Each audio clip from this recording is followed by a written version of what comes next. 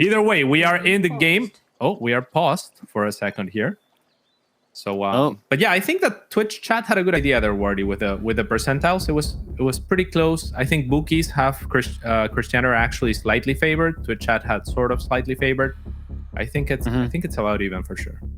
Yeah, I mean, I kind of agree with the Krystianer favor a little bit, just because I think at the moment he is that little bit stronger, right? I think at the moment he is the player who is maybe a bit more on the rise, and while we say maybe SortOf, maybe Krystianer isn't a player you can necessarily rely on all the time, SortOf hasn't been the player you can rely on for a long time either, right? He's also had a lot of up and down results. I think what you say is very true. The idea of maybe we haven't quite seen where Krystianer's PVZ is at. That's definitely something to keep in mind as well. And even if he has played against Reno, which we're not sure if he has or not just yet off the top of our heads, but even if he has, right, does that even really count? Like, that's just a whole different level of player, right? So at that stage, do we even really know what his PVZ looks like? I do remember he won a series off Reno in an ESL Open Cup a few months back, and that was an entertaining series, but it's also a very cheesy series, and a series where Reno kind of mind gamed himself a little bit. But maybe a tell of what Krystianer will bring here. I think a mix of like hard hit and aggression, and some of those more laid back Stargate kind of straight to carrier styles. Yeah, there's also the structure of the group itself, right? It's a very Protoss heavy group. So when I talked to SortOf about Raynor, for example, he was telling me he's mostly been preparing for Protoss. I imagine the same is for every player in the group because there's mostly Protoss in the group. So yeah, we'll have to wait and see. SortOf has definitely prepared for Krystianer in some sort of way. Not sure that Krystianer has the same type of preparation. We haven't done intros though. So bottom left-hand side, it is for Blazer, Krystianer.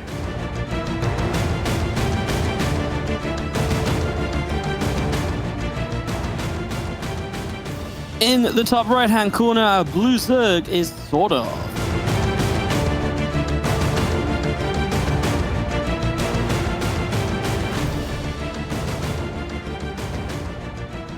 So mostly an uneventful early game, but with a very expected hatch block there from Krystianer. We were talking about this yesterday in the NA portion. It seems that the NA Zergs have not completely, or the NA Protosses have not completely bought into this one. Which is just North America in general, right? Like, and this isn't to be mean or to be like lol NA or anything, but like in North America, a lot of the players do just have their own styles. They kind of have their own things which they kind of like to do. There was Pili, right? There wasn't hatch blocking all the time. Or Is Nina. that right? Yeah.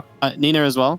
Yeah, it was so I think I was here the day before, and I think we had Pili who wasn't doing it. And it is interesting because, everybody else really seems to have said, yes, this is good. But North America, those players, I'm sure we'll talk about this later, they really stick to their guns, and they really have... I feel like that's why North America is almost such a fun region, right? Because it's like, they all have like their own... They're like comfortable being their own player, right? Playing their own styles. Yeah. They don't have to copy other people to be successful in the region. I think that's, got a lot of credibility to it. Yeah, for sure. I think that's very true. So we're going to have an Adept first from Krystianer. We were talking about the strength of units like the Adept with this setup, right? Because there isn't the hatchery super close to the main. The queen from the main will struggle to help out, to be at the front, for example, which was a very common response when this sort of block wasn't a thing, right? You could pull both queens to the natural base and just have your links chase the Adept in. Here, you're going to have your queens split, and, there's a little bit more room to wiggle for that Adept. Yep, first one going to be shading through and deciding where it wants to go. Pretty safe to shade between the third and the main base, obviously, because there's no creep there, so you can sit in between and just sort of decide then where do you want to shade next. He's going to run into the main and shade out. Again, just trying to pick up information, get a rough idea of what's going on. Just information that can always, maybe not every game tells you something, but, every now and then maybe you see kind of a bit of an all-in setting up or so, maybe something slightly off. It's always good to be checking for that stuff. Yeah, decent damage done onto these Adepts. I don't think they'll be poking any further as they pull back and sort of will get information on the Void Ray, but that is a pretty standard opening. I am a little bit surprised that the Spore came or was coming down as early as it was. Now it got cancelled actually at the main. Yeah, just gonna cancel up, and then with that Twilight Council coming through, I mean, you don't necessarily need the Spore so badly, right? Because you're just playing against this single Void Ray. I think it might help. If there's more Void Rays later, then sure. But this is obviously going to be mostly about, I would imagine, the Adepts and Glaives in the near future. We already see plenty of gateways added on. So yeah, waiting for that Twilight Council to be done and for Krystianer to make this switch up. Yeah, definitely. I like the spores later. Now there is a spore that's going down and it's a little bit later, so I don't mind it as much. Still, like you said though, against a single Void Ray, maybe unnecessary, but there could have been an Oracle follow-up or a second Void Ray being produced. SortOf will make Krystianer think about it twice to take that third base, though Krystianer does have 3 Adepts, so he will surely be pushing out and trying to take it soon. Krystianer needs to actually use his Twilight Council. Just now starts the Glaives, but it felt like that was finished for a while without actually being put into use. So something that could go a little bit weird or a little bit wonky if you miss that Glaives for a few seconds. As honestly, it feels like SortOf is going to be setting up well. As long as he drones a little bit more heavily first and then goes into Roach production, I'm fine with this. You don't need 40 drones to deal with Adepts right now because, well, you can just make more because you've got a while until Glaives is done. And there is that big round of drones that I wanted to see. Yeah, 1 drone will fall, unfortunately for SortOf, and he also pulled back all of his links right before killing one of the probes. 2 drones actually fall there, and I feel like he could have killed that probe and actually went into Krystianer's natural base, but then he kind of freaked out with the 2 Adepts pushing in. So a little bit of an oversight or a little bit of a mistake there from SortOf, perhaps. Oh, these feelings gonna get probe at the front as they are gonna put some pressure on the third base, but with the Adept kind of caught up there, it should be all right, of course. I mean, the problem is, you know, you're losing those Adepts and you're trying to play Glaives. Any Adept you're missing for the Glaives is just going to weaken your attack, right? Losing Adept before Glaives is done is just a little bit silly. And definitely should put SortOf into a bit of a better setup as, yeah, he got those drones out. He's now getting them Roaches and plenty of time to deal with these Adepts too. I like the defensive setup for SortOf right now.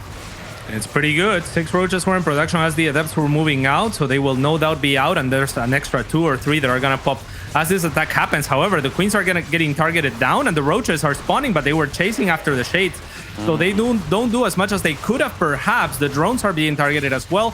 3 Roaches are going to chase after the Shades, but the Shades will once again not complete, and with 2 or 3 of those Queens falling early, sort of struggling to handle this as well as he maybe could have.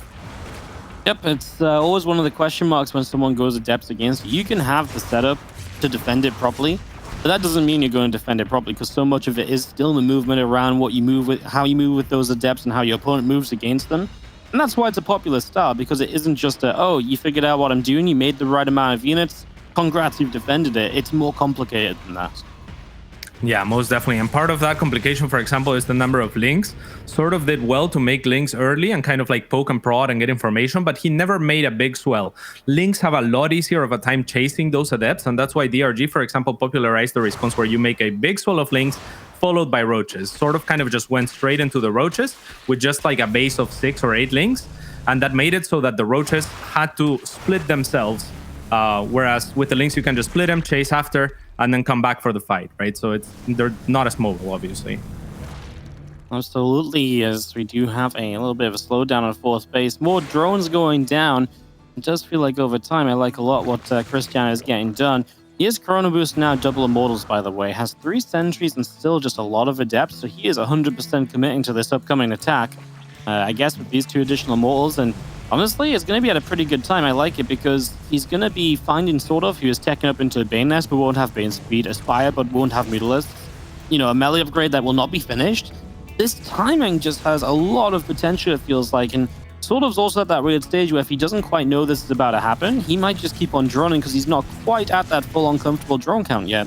And that would also suck for him if he ended up droning into this.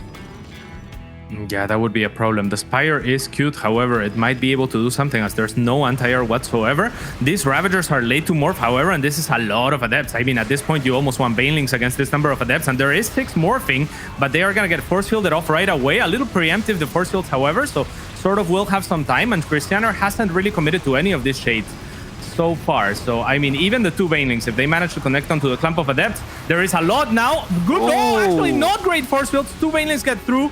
And this is not too bad. SortOf has to be looking for that War Prism with the Biles as well. Yeah, would love to get rid of the War Prism. This base is in a lot of trouble, though, as these Roaches will melt against the triple Immortal. 2 drones going down, Baneling at the front being cancelled because SortOf wasn't allowed to get a 4th base started. If this base goes down, he's on just 2 bases, so it's so important that he fights here. In a way, I almost wouldn't mind Krystianer just finishing off this base, right? Just target the Immortals on it for a bit. Now some transfusions come through, so maybe that's a little bit less enticing with more damage that needs to be done still. As we do push through to get those immortals, obviously the adepts have shaded though, and that mineral line is barren of defense. So 16 workers going down, and you might not have killed the base, but you're killing a heck of a lot of drones instead as Krystianer. Of course, that said, you've got to remember, Spire is here. That's ready to go, so Mutas could follow up and do very well. Just in general, Krystianer's tech is going to be slow because he committed so much to this one attack. Yeah, and the problem with the Muta is that SortOf spent all of his bank making this Roach Link, and it hasn't really paid off, so he doesn't really have the ability to transition easily into Muta. We see that Krystianer obviously scouted the Spire, and as a result, he is making Blink right away. This hatchery will have to get cancelled. Good cancel there by SortOf. But, I mean, it's looking pretty rough, to be honest, for the Swede. Yeah, I don't love his position at all, right? So far down in workers, there is still the Void Ray, by the way, which is going for another cancel on the 4th base. Cancel? SortOf doesn't see it either. So he actually straight up loses the hatchery. 300 minerals when you're not exactly rich is not a great position to be in. And it feels as though we've got Krystianer definitely off to a fantastic start here. Yeah, one single Muta in production. Krystianer is a madman, by the way, going back with the Warp Prism after having used his recall already, because that is a risk of the two Immortals if SortOf had been making some more Muta, right? So very unexpected attack from his side, but it's gonna pay off. And now this is getting bad. I mean, 12 more workers have gone down on the side of SortOf. The single Muta is now targeting the Warp Prism, but that Warp Prism was sieged, so it might have as well been targeted by the Corrosive Vials. Yep.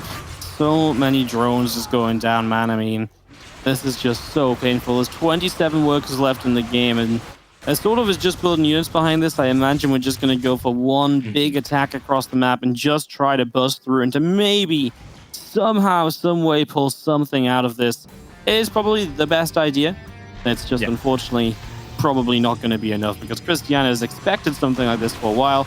Yeah, he's given up a few of his adepts a few times over to keep on harassing, but I don't think it's all that problematic. I think he still has plenty to work with. Yeah, Krystianer should definitely be fighting near his shield batteries, assuming that he has those. But I mean, 3 Immortals here in the back, I think, yeah, like you said, it's a little bit too much for Immortals. Yeah. So SortOf's going to be forced to tap out here pretty soon. Yeah, it's one of the things that, we maybe didn't mention, right? The idea that these Immortals were all kept alive. I think only 1 Immortal went down during the initial fights and stuff, so when you're keeping that amount of Immortals alive, it's obviously going to be very good for you whenever roaches try and push across the map again. Those sort of attacks that sort of just ended up going for at the end, they work when you kill off all the adepts and at the same time you've also found yourself killing the Immortals and reducing that count. They don't work when your opponent doesn't have to build an extra set of units or tech units specifically to hold the attack. So just good game from Krystianer, and SortOf definitely the one that struggled to deal with the pressure that was brought to him. And we'll have to just be a little bit better because Krystianer, I don't think Krystianer does that again, Cats, but it's the sort of thing that Krystianer will do maybe in a game 3 as well. So if you do end up there, just throughout this series, there's no room for those errors or mistakes anymore, especially when you seem to know that it's coming. You're kind of droning somewhat decently around it. Just got to be a little bit better about it. Yeah, I mean, it was a little bit unfortunate. That first defense, like I said, I think I would have preferred to see a little bit more links, just so that you don't have to split your army of roaches. Krystianer did very well to identify that he could fight the split up army and target those queens, and then just, the roaches weren't even spawning to attack the adepts right away, which, I mean, I would have loved to see those roaches rally to the adepts. And then it just got more and more difficult, right? Like the banelings, I think, were a very good idea, but he didn't have enough links to morph enough banelings to make a huge difference. The Vials didn't reach the Warp Prism, to the credit of Krystianer. Very good force fields to prevent the Ravagers from easily moving forward. And then the Spire. I mean, the Spire was an investment that didn't really do anything. It made 1 Muta eventually, but I would have almost liked to see, instead of an extra round of roaches, 5 or 6 Muta produced while the attack was ongoing, because at that point you're already so far behind that you're probably gonna clean up at some point. You might as well clean up with a threatening force. Yeah, I actually wouldn't have minded to see a bunch of Mutas, because actually you're probably gonna lose a lot of damage, take a lot of damage anyway. But then the Mutas have that chance to deal damage across the map, like you say, a threatening force, something they can go across and really make a difference, whereas obviously playing more roaches into what is already a chunk of Immortals, well, we saw it didn't work out very well. Yeah, it's difficult. It's a difficult choice. Cool strategy by Krystianer, though. Yeah, I liked it, and just it kind of plays to Krystianer style as well, just being all that aggressive and stuff. He is in the bottom left-hand side. Our Red Pros player, Krystianer.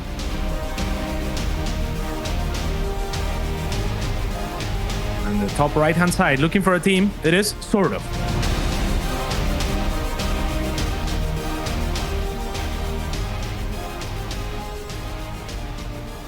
Okay, so same deal here with the hatchery block as per usual from Krystianer. He made a lot of adepts, by the way. He had so many. Obviously, it hit much later than the normal adept timing, but he had a bunch of those. And the immortals, I haven't seen much of that, to be honest. I feel like usually there's like two, like the double robo is the cool part about it, right? Because usually I feel like we see this like adept attack into like an immortal follow, but usually it's one robo and say like 2 immortals, sometimes even just 1 immortal.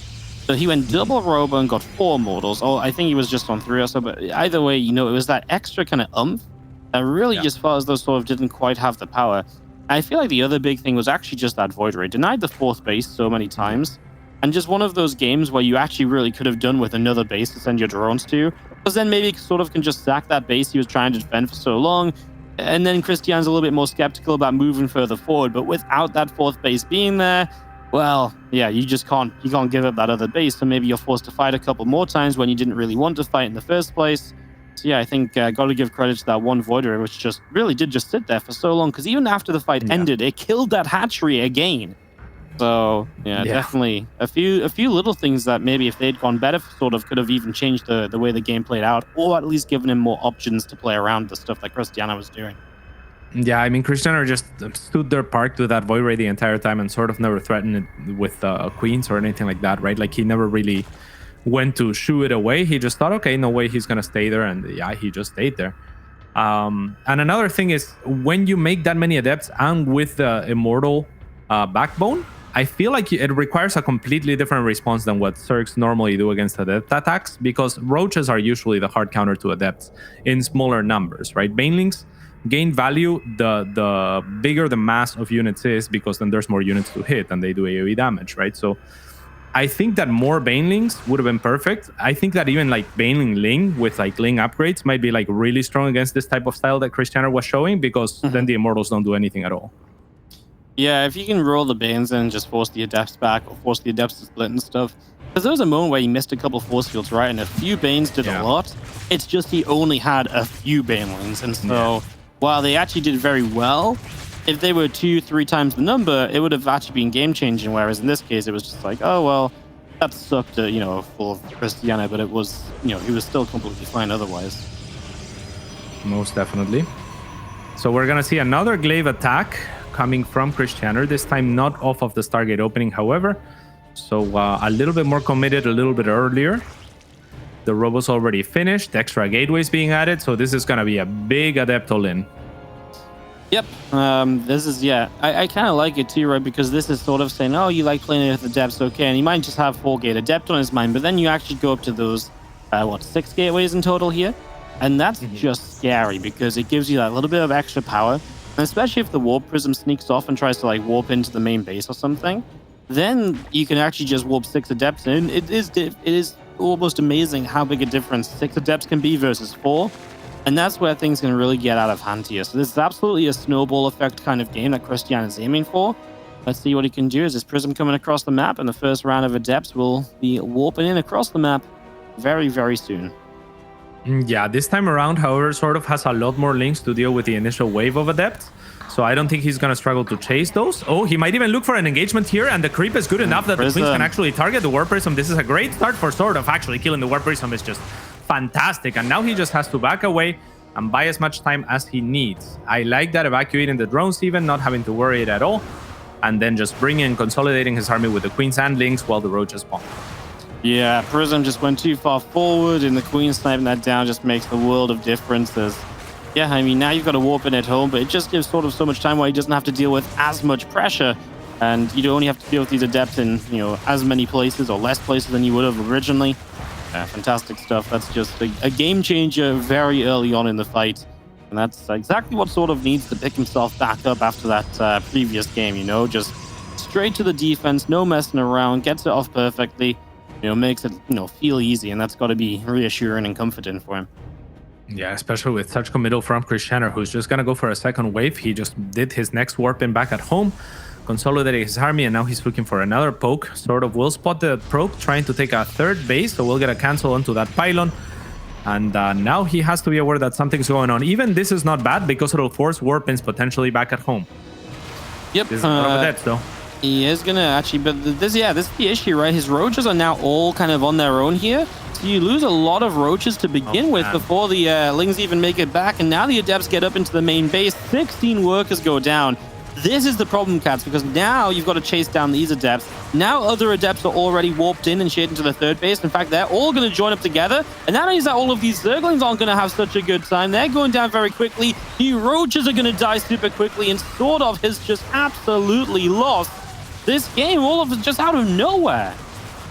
Wow. Yeah, I mean, I guess he didn't anticipate that Krystianer would have just continued on with the aggression. Maybe he didn't think that it was a committal of 6 gateways, right? Like it could have been 4 gateways and it would have been about the same number of Adepts at the start. So yeah, maybe just not anticipating that this could be the case. And yeah, unfortunately, he's just gonna lose this game. I wonder, I was just thinking about what you said there as well. I was thinking myself, like, did he actually see the warp in of Adepts when that Prism first walked in to see like how many there were?